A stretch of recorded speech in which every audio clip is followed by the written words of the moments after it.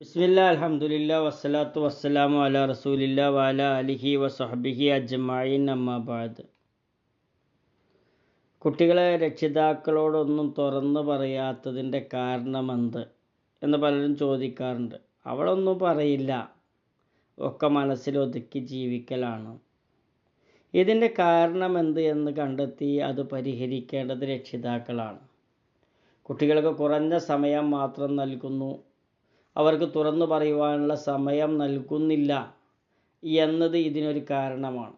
അഥവാ അവരത് കേൾക്കാൻ സമയം നൽകുന്നില്ല. അതേപോലെ തുറന്നു പറയൽ തനിക്ക് ശിക്ഷ ലഭിക്കാൻ കാരണമാകും എന്ന ചിന്ത കുട്ടികളെ തുറന്നു പറയുന്നതിന് ഭയം വരുത്തും. അഥവാ എന്തെങ്കിലും ഒരു കാര്യം പറഞ്ഞു കഴിഞ്ഞാൽ അതിലുള്ള മോശം മാത്രം എടുത്ത് അതിന് വലിയ ഉപദേശവും വലിയ ശിക്ഷയും, അങ്ങനെ ചെയ്തുവല്ലേ, അത് ശരിയായോ, അങ്ങനെ ചെയ്യാൻ പാടുണ്ടോ, നിനക്കെന്താ ബുദ്ധിയില്ലേ എന്നൊക്കെ ചോദിക്കുന്ന രക്ഷിതാക്കളുണ്ട്.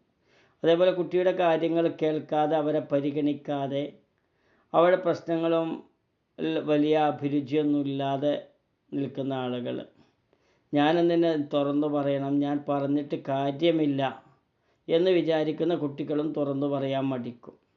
കുട്ടിയുടെ പ്രതികരണങ്ങളെ സ്നേഹത്തോടെയും സൗഹൃദത്തോടെയും പ്രോത്സാഹിപ്പിക്കാതിരിക്കുന്നതും തുറന്നു പറയാനുള്ള മനോഭാവം നശിപ്പിക്കും. അപ്പോൾ പ്രതികരണങ്ങളെ സ്നേഹത്തോടുകൂടിയും സൗഹാർദ്ദത്തോടുകൂടിയും പ്രോത്സാഹിപ്പിച്ച് കൊണ്ട് നടക്കാൻ നമുക്ക് സാധിക്കണം. കുട്ടികൾക്ക് ഓരോ കുട്ടിക്കൊരു 10 മിനിറ്റെങ്കിലും ഒരു കരുതലും ശ്രദ്ധയുമായി സംഭാഷണത്തിന് വേണ്ടി നൽകുക, അത് വളരെ ആവശ്യകതയുള്ളൊരു കാര്യമാണ്. കുട്ടികളോടുള്ള ബന്ധത്തിൻ്റെ ഗുണനിലവാരം അവർക്ക് തുറന്നു പറയാനുള്ള താല്പര്യത്തെയും സ്വഭാവത്തെയും സ്വാധീനിക്കുന്നു എന്ന് നമുക്ക് മനസ്സിലാക്കാൻ പറ്റും. എന്താണ് പരിഹാരം? യഥാർത്ഥത്തിൽ നിരന്തരമായി തുറന്ന സംഭാഷണങ്ങൾ, ദിവസം കുറവെങ്കിലും കുട്ടികളുമായി നേരിട്ട് സംസാരിക്കാനുള്ള അവസരം എന്ത് ചെയ്യണം, നമ്മൾ ഉണ്ടാക്കണം. കുട്ടികളുടെ അഭിപ്രായങ്ങൾ ശ്രദ്ധയോടുകൂടി കേൾക്കണം. പറയുന്നത് പകുതി മാത്രം കേൾക്കുന്ന ആളുകളുണ്ട്, സെലക്റ്റീവായി തിരഞ്ഞെടുത്തത് മാത്രം കേൾക്കുന്ന ആളുകളുണ്ട്. അതേപോലെ ഫിൽട്ടർ ചെയ്ത് അരിച്ച് കേൾക്കുന്ന ആളുകളുണ്ട്. എന്നാൽ ഹോളായിട്ട് മുഴുവനായിട്ട് കേൾക്കുന്ന ആളുകളുണ്ട്. കുട്ടികളുടെ കാര്യത്തിൽ മുഴുവൻ കേൾക്കലാണ് യഥാർത്ഥത്തിൽ വേണ്ടത്. എന്നിട്ട് അവരെ നിരാശപ്പെടുത്താതെ മറുപടി നൽകാൻ നമുക്ക് സാധിക്കണം. ശിക്ഷയ്ക്ക് പകരം കുട്ടികളെ മനസ്സിലാക്കാവുന്ന രൂപത്തിൽ ആ പ്രശ്നത്തെ ചർച്ച ചെയ്യുവാനും അത് തെറ്റ് മനസ്സിലാക്കി അവൻ തിരുത്തും എന്ന് വിശ്വസിക്കാനും നമുക്ക് സാധിക്കണം. കുട്ടികൾക്ക് സ്നേഹവും പിന്തുണയും നൽകുന്ന ഒരവസ്ഥയുണ്ടായാൽ എന്തും പറയാൻ മടിക്കാത്ത ഒരവസ്ഥ കുട്ടികൾക്കുണ്ടാവും.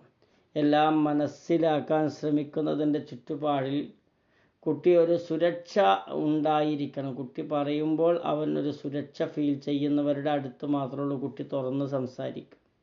രക്ഷിതാവ് എന്താ ചെയ്യേണ്ടത്? ശരിക്ക് കുട്ടിയെ ഒരു വ്യക്തി എന്ന നിലയിൽ എന്ത് ചെയ്യുക, കൂട്ടിപ്പിടിക്കുകയും ചർച്ച ചെയ്യുകയും ചെയ്യുക. കുറഞ്ഞ ദിവസം ചില നേരം കടുത്ത ശ്രദ്ധയോടുകൂടി അവരുടെ അടുത്ത് ചെലവഴിക്കുക. തനതായ ഒരു മാതൃക, നല്ല ഒരു മാതാപിതാക്കളായി പെരുമാറുക. കുട്ടികൾക്ക് മാതൃക കാണിക്കുക. അവരെ പരിഹസിക്കരുത്, അവരെ വഷളാക്കരുത്. അവരുടെ തെറ്റുകൾ മനസ്സിലാക്കിയാൽ അവരെ സഹായിക്കുകയാണ് വേണ്ടത്, അവരെ ഒറ്റപ്പെടുത്തരുത്. മൃദു സമീപനം കുട്ടികളുമായി സംവദിക്കുമ്പോൾ, ആ മൃദു സമീപനം ഉണ്ടാകുമ്പോൾ കുട്ടികൾ നമ്മൾ പറയുന്നിടത്തേക്ക് വരും. അവർക്ക് രക്ഷിതാക്കളോടുള്ള വിശ്വാസം വളരും, ബന്ധം ശക്തിപ്പെടും. കുട്ടികൾ സംസാരിക്കാതിരിക്കാനുള്ള കാരണങ്ങൾ നമ്മൾ പറഞ്ഞു. കുറഞ്ഞ സമയം ചെലവഴിക്കൽ, ശിക്ഷയെ ഭയപ്പെടൽ, ശ്രദ്ധക്കുറവ്, മനസ്സിലാക്കാതെ ഉള്ള സമീപനം. അതേപോലെ കുട്ടികളെ സ്ഥിരവും സംസാരിക്കാൻ ഒരു 10 മിനിറ്റ് നൽകുക. നല്ല മാതൃപിതൃ ബന്ധമുണ്ടായിരിക്കുക. കുട്ടിയെ ഒരു വ്യക്തിയായി പരിഗണിക്കുക. സ്നേഹപൂർവമായ ശ്രദ്ധ. കുട്ടികളുടെ അഭിപ്രായത്തിന് സ്വാതന്ത്ര്യം നൽകുക. തെറ്റുകൾക്ക് ശിക്ഷയില്ലാതെ അവരെ അതിന് സഹായിക്കുക, അതിൽ നിന്ന് രക്ഷപ്പെടാൻ സഹായിക്കുക. കുട്ടിയെ വ്യക്തിത്വമുള്ള വ്യക്തിയായി കാണുക. നല്ല ഒരു കേൾവിക്കാരനായി ഉമ്മയും ഉപ്പയും മാറുക. ഈ കാര്യങ്ങളൊക്കെ ചെയ്താൽ അവരെ കേൾക്കാൻ ആളുണ്ട് എന്നുള്ള നിലക്ക് അവർ തുറന്ന് സംസാരിക്കാൻ തയ്യാറാവും. കുട്ടി ഒരാളോട് തുറന്ന് സംസാരിക്കുന്നില്ലെങ്കിൽ അയാളുടെ ശൈലീദോഷവും അയാളുടെ പ്രശ്നവുമാണ് കാരണമെന്ന് തിരിച്ചറിയുക. അള്ളാഹു അനുഗ്രഹിക്കട്ടെ. അസ്സലാമു അലൈക്കും വറഹ്മത്തുള്ളാഹി വബറകാതുഹു.